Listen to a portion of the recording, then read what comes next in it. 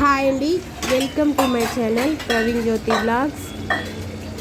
ఈ వీడియో చూస్తున్న వారు ఒక లైక్ చేసి సపోర్ట్ చేయండి ఫ్రెండ్స్. మన ఛానల్ ఎవరైనా ఫస్ట్ టైం చూస్తున్నట్లయితే సబ్స్క్రైబ్ చేసుకోండి. నచ్చితే లైక్ చేయండి, షేర్ చేయండి, కామెంట్ చేయండి. ఈ వీడియోలో అయితే మెంతి కూర పెసరపప్పు అయితే చేశానండి. ఈ కూర కోసం స్టవ్ పై ఒక గిన్నె పెట్టుకొని 2 టేబుల్ స్పూన్ల ఆయిల్ వేసుకున్నాను.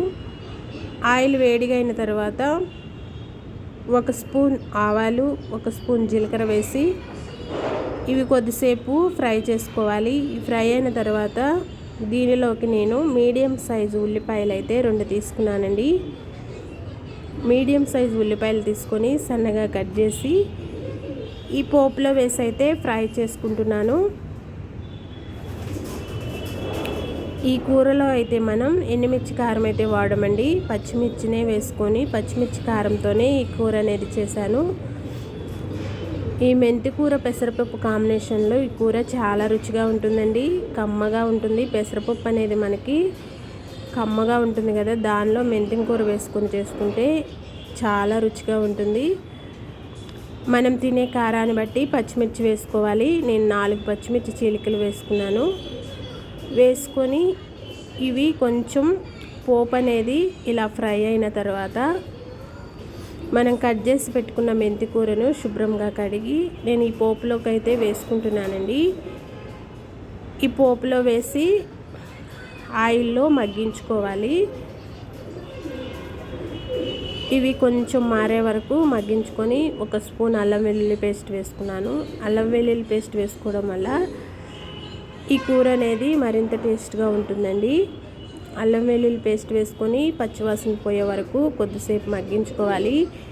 మగ్గిన తర్వాత దీనిలోనే 1/2 స్పూన్ పసుపు వేసుకున్నాను. పసుపు వేసుకొని కొద్దిసేపు మగ్గించుకోవాలి. మగ్గిన తర్వాత దీనిలో వాడుకునే పెసరపప్పు మనం ఒక అరగంట సేపు ముందే నానబెట్టుకోవాలండి. పెసరపప్పు అనేది నేను అరగంట సేపు ముందు కడిగి శుభ్రంగా నానబెట్టుకున్నాను. నానబెట్టుకున్న పెసరపప్పుని ఈ మగ్గిన మెంతి కూరలో వేసి సిమ్ మీద ఒక 10 నిమిషాల పాటు మగ్గించుకోవాలండి. ఈ మగ్గిన తర్వాత దీనిలోకి మనం తినే రుచికి సరిపడా సాల్ట్ వేసుకోవాలి. కారం అయితే మనం పచ్చిమిర్చి వేసుకున్నాం కాబట్టి ఎండుమిర్చి కారం అయితే ఈ కూరలోకి అయితే వాడమండి.